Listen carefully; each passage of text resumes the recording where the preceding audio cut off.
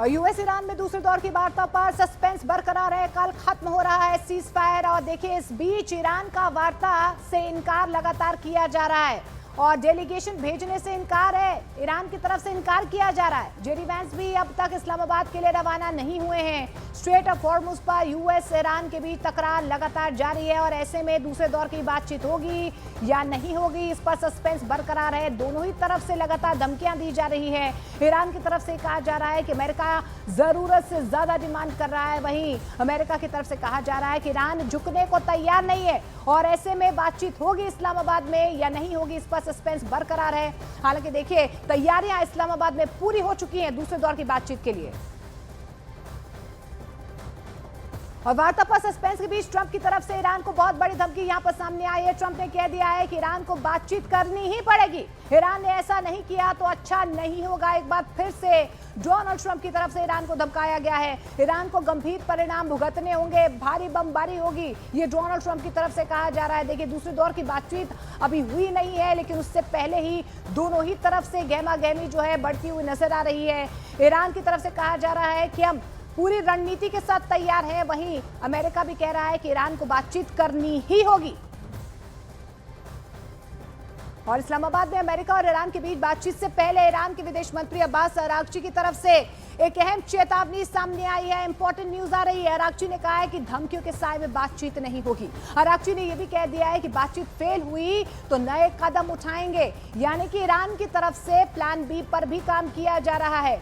US Iran वार्ता से पहले अरागची की तरफ से डोनाल्ड ट्रंप को अमेरिका को धमकाया गया है कि इस तरीके से जो उकसावे की रणनीति अमेरिका की तरफ से चलाई जा रही है, दबाव की रणनीति चलाई जा रही है, ऐसे धमकियों के बीच बातचीत नहीं होगी। लेकिन ईरान पूरे तरीके से तैयार है। और अमेरिका और ईरान के बीच आज होने वाली बातचीत को लेकर एक बार फिर से भ्रम की स्थिति बनी हुई है। अल अरबिया इंग्लिश के मुताबिक रॉयटर्स ने सूत्रों के हवाले से यह दावा किया है कि अमेरिकी उपराष्ट्रपति जेडी वैंस अभी अमेरिका में ही हैं और पाकिस्तान के लिए रवाना नहीं हुए हैं। लेकिन इससे पहले देखिए राष्ट्रपति डोनाल्ड ट्रंप ने न्यूयॉर्क पोस्ट से कहा था कि जेडी वैंस कुछ ही घंटों में पाकिस्तान पहुंचने वाले हैं। वहीं सीएनएन की व्हाइट हाउस संवाददाता के मुताबिक मंगलवार को यानी कि आज जेडी वैंस के पाकिस्तान रवाना होने की उम्मीद जाहिर की जा रही है। हालांकि व्हाइट हाउस ने यात्रा के समय की औपचारिक पुष्टि नहीं की है। तो अलग अलग दावे यहां पर जेडी वैंस और अमेरिका के डेलीगेशन को लेकर सामने आ रहे हैं। एक बार आपको तफसील से भी बता देते हैं कि जेडी वैंस को लेकर किसने क्या कुछ दावा किया है, क्या रॉयटर्स की तरफ से दावा किया जा रहा है। देखिए सबसे पहले तो डोनाल्ड ट्रंप की तरफ से दावा किया जा रहा था कि जेडी वैंस इस्लामाबाद पहुंचने वाले हैं। ये डोनाल्ड ट्रंप की तरफ से दावा किया गया है। दूसरे दौर की बातचीत को लेकर रॉयटर्स ये दावा कर रहा है कि जेडी वैंस अभी अमेरिका में ही है। ये रॉयटर्स की तरफ से दावा किया जा रहा है। सीएनएन ये दावा कर रहा है कि आज पाकिस्तान रवाना होने की उम्मीद हो सकती है कि जेडी वैंस आज पाकिस्तान रवाना हो। एपी की तरफ से कहा जा रहा है कि सोमवार सुबह व्हाइट हाउस में जेडी वैंस नजर आए थे। अब ऐसे में जेडी वैंस अपने डेलीगेशन के साथ इस्लामाबाद जाते हैं नहीं जाते हैं, इसको लेकर सस्पेंस बरकरार है। लेकिन अलग अलग दावे यहां पर सामने आ रहे हैं। शांति वार्ता को लेकर ईरान की तरफ से एक बहुत इंपॉर्टेंट बयान सामने आया है। ईरान की मीडिया के दावे के मुताबिक ईरान की तरफ से अमेरिका के साथ बातचीत में शामिल होने पर विचार चल रहा है, लेकिन अभी तक कोई अंतिम फैसला जो है वो नहीं लिया गया है। ईरान अमेरिका वार्ता पर संशय के बीच ईरान के उप विदेश मंत्री ने अमेरिका पर कड़ा रुख यहां पर दिखाया है। डिप्टी विदेश मंत्री ने कहा है कि अमेरिका को अत्यधिक मांगे जो है वो छोड़नी होंगी। जरूरत से ज्यादा जो डिमांड यहां पर अमेरिका की तरफ से किया जा रहा है उसे कम करना होगा। ईरान के डिप्टी विदेश मंत्री ने यह भी कहा है कि मौजूदा संकट का एकमात्र समाधान कूटनीति है, दबाव नहीं है। और ईरान और अमेरिका के बीच दूसरे दौर की बातचीत से पहले अमेरिकी राष्ट्रपति डोनाल्ड ट्रंप की तरफ से एक अहम बयान सामने आया है। ट्रंप ने ईरान को भारी बमबारी की चेतावनी दे दी है। ट्रंप ने पीबीएस न्यूज को बताया कि अगर ईरान के साथ सीज फायर खत्म होता है तो बहुत सारे बम फटने लगेंगे। ट्रंप ने यह भी दावा किया है, यह भी कहा है कि ईरान के पास न्यूक्लियर हथियार नहीं हो सकता है। एक बार फिर से दोहराते हुए नजर आ रहे हैं डोनाल्ड ट्रंप की, ईरान के पास न्यूक्लियर हथियार नहीं हो सकता है और अगर बातचीत नहीं होती है, सीज फायर टूटता है तो ईरान को खामियाजा भुगतना होगा। ईरान और अमेरिका के बीच आज दूसरे दौर की शांति वार्ता हो सकती है। इस्लामाबाद में 20,000 सुरक्षा कर्मियों की तैनाती का दावा किया जा रहा है। ट्रंप के मुताबिक ईरान समझौते पर आज पाकिस्तान में साइन किए जाएंगे। बैठक पाकिस्तान की राजधानी इस्लामाबाद के सेरेना होटल में आयोजित की जाएगी। तो इस्लामाबाद में तैयारियां पूरी कर ली गई हैं। पाकिस्तान ने एक बार फिर से मीडिएटर का रोल निभाने की कोशिश यहां पर की है, लेकिन बातचीत होगी या नहीं होगी इस पर सस्पेंस बरकरार है। लेकिन मध्यस्थता यहां पर पाकिस्तान कर रहा है। जेडी वैंस अभी अमेरिका में है या इस्लामाबाद रवाना हो रहे हैं, इस पर भी सस्पेंस बरकरार है। लेकिन इस्लामाबाद में पूरी तैयारियां हैं, 20,000 सुरक्षा कर्मियों की तैनाती कर ली गई है। और इस बीच अमेरिकी राष्ट्रपति डोनाल्ड ट्रंप ने ट्रुथ सोशल पर स्ट्रेट ऑफ हॉर्मुज को लेकर ईरान को एक बार फिर से धमका दिया है। देखिए, ट्रंप ने लिखा है कि जब तक ईरान से किसी समझौते के लिए ईरान तैयार नहीं होता है, तब तक अमेरिका उसके बंदरगाहों की समुद्री घेराबंदी नहीं हटाएगा। ट्रंप का यह भी दावा है कि इस घेराबंदी से ईरान पूरी तरह से तबाह हो रहा है। उसे हर दिन करीब 4600 करोड़ रुपए का भारी नुकसान हो रहा है। तो ईरान के समझौते के बाद ही कहीं ना कहीं नाकेबंदी हटाई जाएगी, ये ट्रंप ने संकेत दिए हैं। लेकिन अगर ईरान झुकता नहीं है, मानता नहीं है, तो अमेरिका की तरफ से स्ट्रेट ऑफ हॉर्मुज पर जो नाकेबंदी की गई है, घेरेबंदी की गई है, उससे पीछे अमेरिका नहीं हटेगा। हालांकि तैयारी जो है रेड सी में भी अमेरिका की तरफ से पूरी कर ली गई है, लेकिन दोनों के बीच बातचीत को लेकर अब भी सस्पेंस बरकरार है। अब आपको ये भी बता देते हैं कि ट्रंप ने ईरान को क्या क्या धमकियां दी है। लगातार जो है ट्रंप की तरफ से बयान सामने आ रहे हैं। सीज फायर खत्म होते ही भारी बमबारी होगी, ये अमेरिका की तरफ से धमकाया गया है। न्यूक्लियर हथियार पूरी तरह से अस्वीकार्य है, ईरान न्यूक्लियर हथियार नहीं बना सकता है। ईरान पर सख्त आर्थिक नाकेबंदी अमेरिका की तरफ से की जाएगी। ईरान को रोज 4600 करोड़ रुपए का नुकसान हो रहा है, ये भी दावा अमेरिका की तरफ से किया जा रहा है। बिना ठोस समझौते के नाकेबंदी नहीं हटेगी, ये डोनाल्ड ट्रंप की तरफ से एक बार फिर से धमकाया गया है। युद्ध को बहुत बड़े अंतर से हम जीत रहे हैं। अमेरिका ने फिर से दावा किया है कि अमेरिका इस युद्ध में बहुत आगे जा चुका है। अमेरिकी सेना का प्रदर्शन बेहद शानदार रहा है, यह भी दावा किया गया है। ईरान की नौसेना, वायुसेना तबाह हो चुकी है। ईरान में सत्ता परिवर्तन संभव है, यह अमेरिका की तरफ से दावा किया जा रहा है। लेकिन यूएस ईरान की बातचीत के बीच एक और इंपॉर्टेंट न्यूज सामने आ रही है। बड़े हमले की तैयारी यहां पर ईरान कर रहा है। देखिए, तस्नीम न्यूज एजेंसी की तरफ से दावा किया जा रहा है ईरान के निशाने पर ऑयल फैसिलिटीज हैं। ये तस्नीम न्यूज की तरफ से दावा किया जा रहा है कि ईरान की तरफ से भी तैयारी पूरी कर ली गई है। हॉर्मुज को पूरी तरह से बंद कर सकता है ईरान, ये दावा किया जा रहा है। और अगर ऐसा होता है तो दुनिया के 32% तेल सप्लाई पर इसका बहुत बड़ा व्यापक असर हो सकता है। आर्थिक अव्यवस्था जो है वो चरमरा सकती है, क्योंकि जिस तरीके से दुनिया के 32% तेल सप्लाई का यही एकमात्र सहारा है। और अगर स्ट्रेट ऑफ हॉर्मुज पर एक बार फिर से कंट्रोल यहाँ पर ईरान का होता है तो खामियाजा पूरी दुनिया को भुगतना होगा। एक और इंपॉर्टेंट न्यूज आ रही है। देखिए, पाकिस्तान के गृह मंत्री मोहसिन नकवी ने ईरानी राजदूत रेजा अमीरी मोकदम से मुलाकात की है। दोनों की यह मुलाकात अमेरिकी दूतावास में हुई है। इस दौरान अमेरिका के साथ संभावित बातचीत और क्षेत्रीय तनाव कम करने के मुद्दे पर चर्चा हुई है। तो दोनों के बीच बातचीत हुई है। दूसरे दौर की बातचीत को लेकर दोनों ही तरफ से लगातार जो है अपने अपने कड़े रुख दिखाए जा रहे हैं। लेकिन ऐसे में पाकिस्तान की तरफ से एक बार फिर से यहाँ पर कोशिश की जा रही है कि कूटनीति का रास्ता दोनों तरफ से अपनाया जाए। और ईरान के राष्ट्रपति मसूद पेजिशकियान ने अमेरिका को लेकर कड़ा बयान दिया है। उन्होंने कहा है कि अमेरिका के दबाव के आगे ईरान झुकेगा नहीं। ईरान के राष्ट्रपति ने यह भी कहा है कि अमेरिका पर ऐतिहासिक अविश्वास है, यानी कि अमेरिका पर भरोसा ही नहीं है। मसूद पेजिशकियान ने कहा है कि अमेरिका के बार बार बदलते बयानों से लगता है कि वो लोग ईरान से सरेंडर चाहते हैं, लेकिन ईरान झुकने को तैयार नहीं है। ईरान झुकेगा नहीं। अमेरिका जरूरत से ज्यादा डिमांड कर रहा है, लेकिन पेजिशकियान ने कह दिया है कि ईरान पूरे तरीके से एक बार फिर से तैयार है। तो एक तरफ इस्लामाबाद में अमेरिका ईरान के बीच दूसरे दौर की बातचीत की तैयारी हो रही है, तो वहीं पाकिस्तानी राजधानी इस्लामाबाद के पास नूर खान बेस पर एक अमेरिकी विमान को आते हुए देखा गया है। दावे के मुताबिक इस प्लेन में अमेरिकी डेलीगेशन का सामान और गाड़ियां हो सकती हैं। राष्ट्रपति डोनाल्ड ट्रंप के मुताबिक आज उपराष्ट्रपति जेडी वैंस की अगुवाई में अमेरिकी डेलीगेशन इस्लामाबाद पहुंचेगा, जबकि दूसरी तरफ ईरान के बातचीत में शामिल होने पर अब भी सस्पेंस बना हुआ है। अमेरिका ईरान बातचीत को लेकर सस्पेंस बरकरार है, लेकिन इस बीच एक यूएस प्लेन जो है वो इस्लामाबाद पहुंचा हुआ है। और इस बीच आपको बता दें कि जेडी वैंस के अमेरिका में होने के अमेरिकी मीडिया के दावों पर डोनाल्ड ट्रंप बिफर गए हैं। कड़ा प्रहार यहां पर किया गया है ट्रंप की तरफ से। ट्रंप का अमेरिकी मीडिया पर कड़ा प्रहार है। ट्रंप ने New York times, wall street journal और वॉशिंगटन पोस्ट को बताया है फेक न्यूज। उन्होंने कहा है कि अमेरिका विरोधी उन्हें करार देते हुए उन पर हार की झूठी खबरें फैलाने का भी डोनाल्ड ट्रंप की तरफ से आरोप लगाया जा रहा है। ट्रंप ने झूठी खबरें फैलाने का सीधे तौर पर अपनी ही मीडिया पर आरोप लगा दिया है।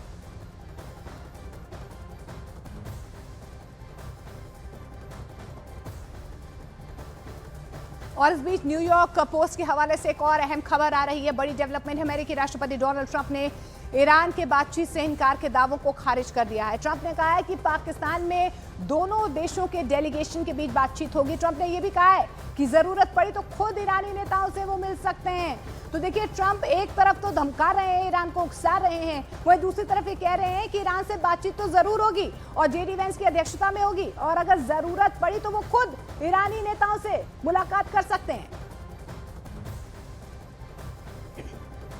और नाकेबंदी के बीच ईरानी जहाजों ने हॉर्मुज पार कर लिया है। अल जजीरा के हवाले से बहुत बड़ी खबर सामने आ रही है। अमेरिकी नाकेबंदी से गुजरे हैं ईरान के जहाज। ये बहुत बड़ा डेवलपमेंट है स्ट्रेट ऑफ हॉर्मुज को लेकर। जिस तरीके से ईरान की तरफ से लगातार कंट्रोल करने की बात की जा रही है, अमेरिका यहाँ पर नाकेबंदी करे हुए है, लेकिन इस बीच देखिए हॉर्मुज पर अमेरिका और ईरान के बीच तनाव लगातार जारी है।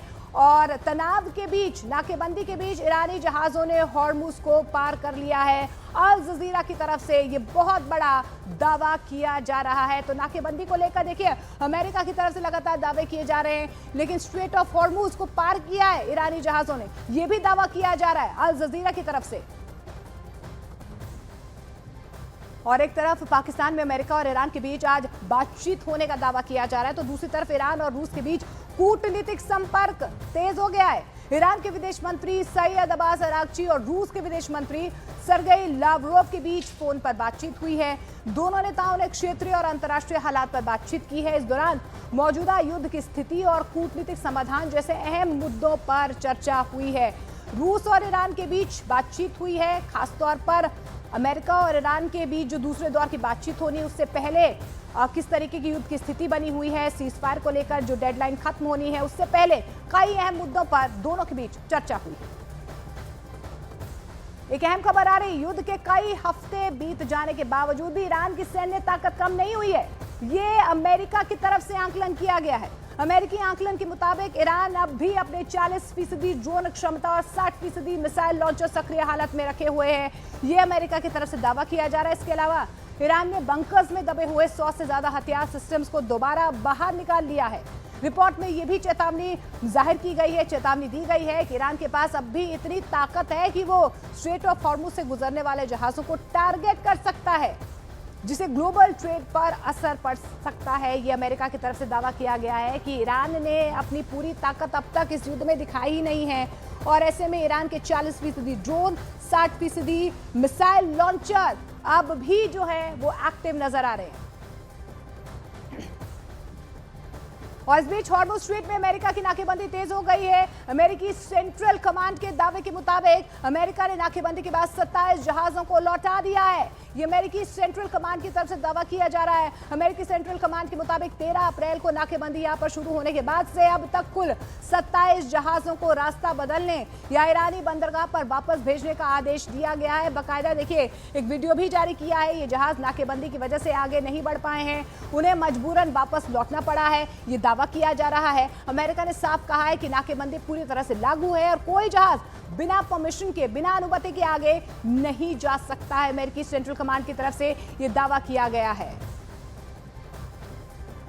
तो आज पाकिस्तान में होने वाली डील से पहले ट्रंप ने बहुत बड़ा दावा कर दिया है। उन्होंने ईरान से बातचीत से इनकार के दावों को खारिज कर दिया है। उन्होंने कहा है कि पाकिस्तान से डील तो होकर ही रहेगी, जरूरत पड़ी तो वो खुद ईरान के नेताओं से मिलेंगे। दूसरी तरफ हॉर्मुज में ईरानी जहाज को जब्त करने से तेहरान नाराज हो गया है। दावा यह किया जा रहा है कि ईरान अमेरिका से बातचीत में शामिल नहीं होगा। ईरान ने साफ कह दिया है कि अगर बात हुई भी तो न्यूक्लियर और मिसाइल प्रोग्राम पर कोई बात नहीं होगी। तो क्या हॉर्मुज में परमाणु युद्ध की लकीरें खिंच गई?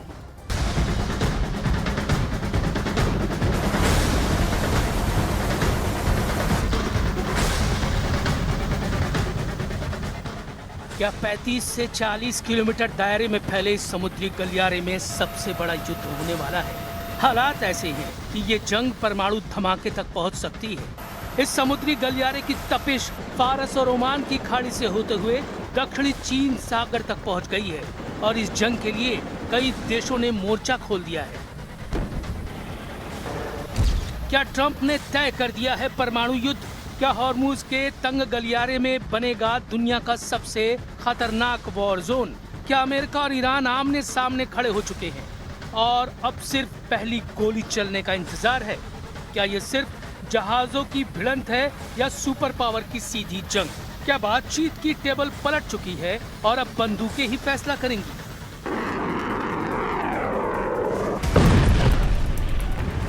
हॉर्मुज की नाकेबंदी बातचीत के बीच सबसे बड़ी बाधा बनी हुई है। मैं इस बारे में विचार करूंगा, देखता हूं नाकेबंदी कैसे बाधा बनती है।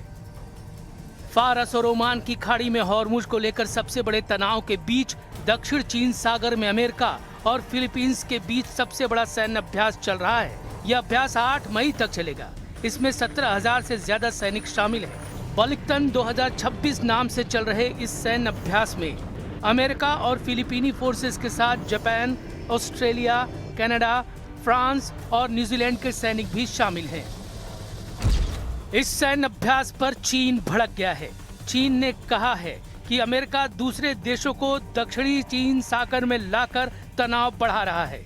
उधर हॉर्मुज पर अमेरिका की नाकेबंदी पर भी चीन ने सवाल उठा दिए और कहा कि अमेरिका की नाकेबंदी गैर वाजिब है। दुनिया की तेल सप्लाई के दिल हॉर्मुज में अभी तनाव अपने सबसे खतरनाक स्तर पर पहुंच चुका है। अमेरिका आरोप लगा रहा है कि ईरान जहाजों को खतरे में डाल रहा है। ईरान ने पलटवार करते हुए अमेरिका को समुद्री डकैत बता दिया। अमेरिका ने ईरान के एक जहाज को जब्त किया तो ईरान ने बदले की कसम खा ली। ये सिर्फ समुद्री विवाद नहीं है, ये उस जंग की शुरुआत हो सकती है जो पूरी दुनिया को हिला देगी।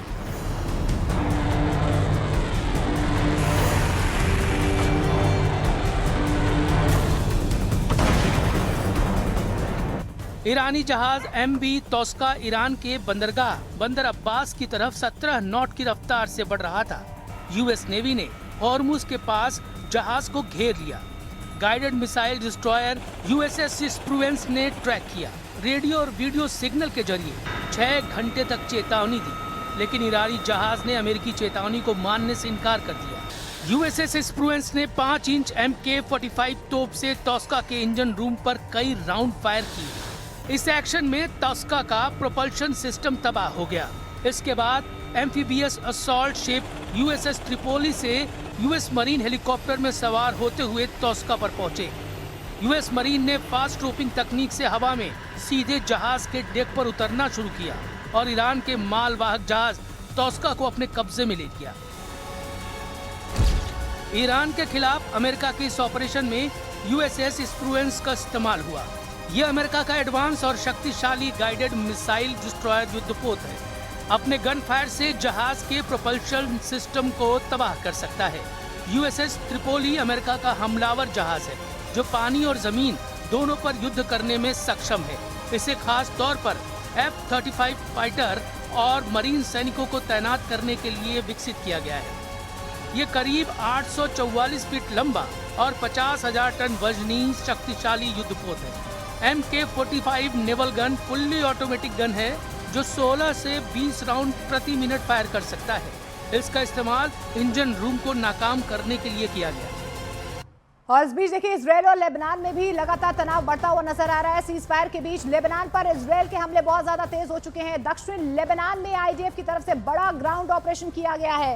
हिजबुल्लाह के ठिकानों को IDF ने निशाना बनाया है।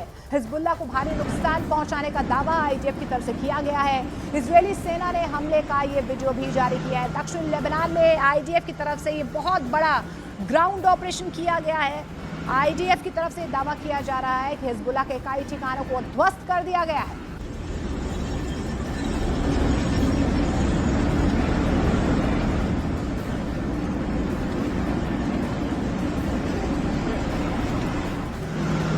तो देखिए इजरायल और लेबनान के बीच सीज फायर हुआ है। 23 अप्रैल को दूसरे दौर की बातचीत होनी है, लेकिन उससे पहले देखिए किस तरीके से यहाँ पर हिजबुल्लाह की तरफ से ये जो अटैक किए जा रहे हैं उसको लेकर अब IDF ने भी प्रहार किया है। हिजबुल्लाह के कई ठिकानों को यहाँ पर निशाना बनाया गया है और ऐसे में लेबनान में IDF ने ये बहुत बड़ा हमला किया है। आप देखिए कि किस तरीके से तबाही का मंजर यहाँ पर सीधे तौर पर नजर आ रहा है। ग्राउंड ऑपरेशन यहाँ पर IDF की तरफ से किया गया दक्षिणी लेबनान में। और ऐसे में हिजबुल्लाह के कई ठिकानों को ध्वस्त कर दिया गया है, निशाना बनाया गया है। भारी नुकसान पहुंचाने का दावा IDF की तरफ से यहां पर किया गया है, यानी कि इजराइल की तरफ से हिजबुल्लाह जो सीधे तौर पर ईरान का समर्थन करता है उसको तबाह करने को लेकर, टारगेट करने को लेकर एक बार फिर से ग्राउंड ऑपरेशन किया गया है। और हॉर्मुज़ स्ट्रेट में तनाव चरम पर है। लेबनान में इजराइल का ऑपरेशन लगातार जारी और दक्षिण चीन सागर में भी अमेरिका चीन आमने सामने है। ट्रंप ये साफ कह चुके हैं कि नाकेबंदी जारी रहेगी और जरूरत पड़ी तो बमबारी भी हो सकती है। ऐसे में सवाल यही है कि क्या ये दबाव की रणनीति है या फिर जंग की उल्टी गिनती शुरू हो चुकी है। सवाल सिर्फ एक जहाज का नहीं है। सवाल ये है कि जब अमेरिका समुद्र में सीधे एक्शन ले रहा है और ईरान खुलेआम बदले की बात कर रहा है, तो क्या बातचीत का रास्ता अब पूरी तरह से बंद हो चुका है? ट्रंप दावा कर रहे हैं कि ईरान के साथ बातचीत होगी और डील भी पक्की होगी, चाहे वो अच्छे रास्ते से हो या बुरे रास्ते से। लेकिन ईरान दूसरे दौर की बातचीत पर ही सवाल खड़े कर रहा है। ईरान साफ कह रहा है कि मिसाइल प्रोग्राम पर कोई बातचीत नहीं होगी। यानी एक तरफ बातचीत की बात तो दूसरी तरफ शर्तों की दीवार है, और यही वो पॉइंट है जहां से हर युद्ध शुरू होता है। روند دیپلماتیک جدیتی نداره.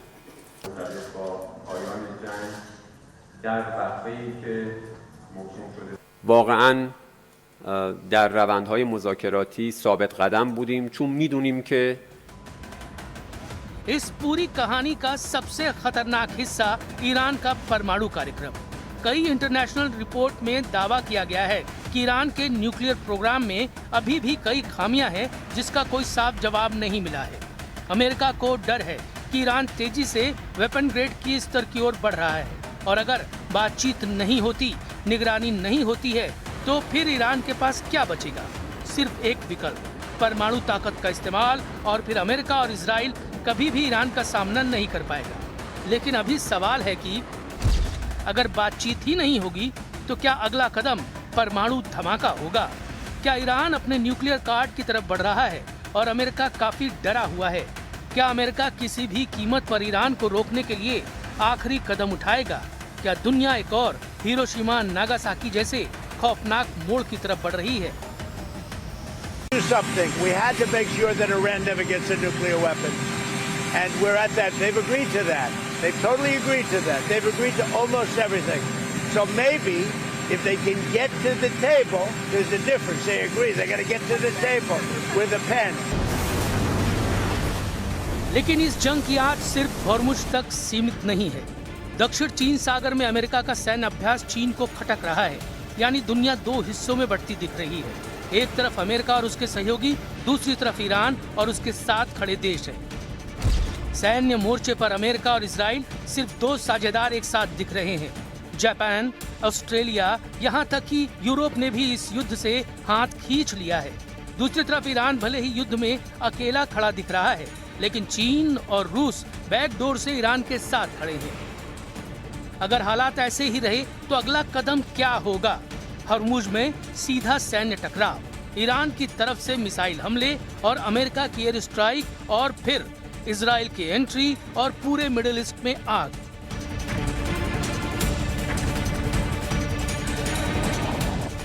ऐसे इजराइल अभी लेबनान के मोर्चे पर फंसा हुआ है। सीज फायर के बाद भी लेबनान में इजराइल का ग्राउंड ऑपरेशन जारी है। इजराइल के ड्रोन लेबनान के ऊपर मंडरा रहे हैं और ड्रोन में लगे लाउड स्पीकर के जरिए हिजबुल्लाह को चेतावनी दे रहे हैं। लेबनान में सीज फायर के बावजूद इजराइल का ऑपरेशन रुका नहीं है। इजराइल हिजबुल्लाह के हमलों को सीधे ईरान से जोड़ता है। यानी हॉर्मुज़ में जंग भड़की तो इजराइल भी इस लड़ाई में कूद सकता है, और अगर ऐसा हुआ तो ये सिर्फ अमेरिका बनाम ईरान नहीं रहेगा, ये बन जाएगा मिडिल ईस्ट का फुल स्केल वॉर। अभी हॉर्मुज़ पर सबसे बड़ा टकराव है। लेबनान में इजराइल और हिजबुल्लाह की जंग चल रही है। दक्षिण सागर में भी चीन और अमेरिका के बीच नया तनाव पैदा हो गया है। I don't know. Maybe not. Maybe I won't extend it. Okay. But the blockade is going to remain.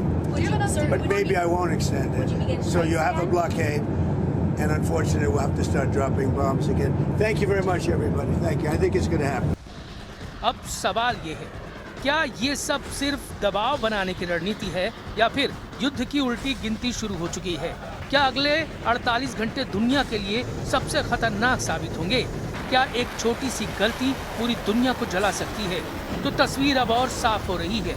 बातचीत कमजोर, टकराव मजबूत और हालात बेकाबू होते जा रहे हैं। अब बस एक ट्रिगर, एक मिसाइल या एक गलत फैसला और परमाणु बटन दब सकता है। और इस बीच आपको बता दें, ईरान युद्ध का असर अब पाकिस्तान के भीतर भी साफ तौर पर नजर आ रहा है। देखिए, द न्यूयॉर्क टाइम्स की रिपोर्ट्स के मुताबिक पाकिस्तान में सेना प्रमुख मुनीर के कदमों के बाद शिया समुदाय में गुस्सा भड़कता हुआ नजर आ रहा है। एक तरफ पाकिस्तान अमेरिका और ईरान के बीच मध्यस्थ की भूमिका निभा रहा है, तो दूसरी तरफ देश के अंदर शिया समुदाय इस युद्ध और हत्याओं को लेकर नाराज है। हालात ऐसे बन रहे हैं कि पाकिस्तानी अधिकारियों को सांप्रदायिक हिंसा भड़कने का यहां पर डर सता रहा है। अगर हालात बिगड़े तो पाकिस्तान की शांति दूत की जो छवि है उस पर संकट आ सकता है। अमेरिका और ईरान के बीच जारी तनातनी के बीच स्ट्रेट ऑफ हॉर्मुज से कुछ तस्वीरें जो हैं वो सामने आई है और वहां पर तनाव जो है लगातार इन तस्वीरों में नजर आ रहा है।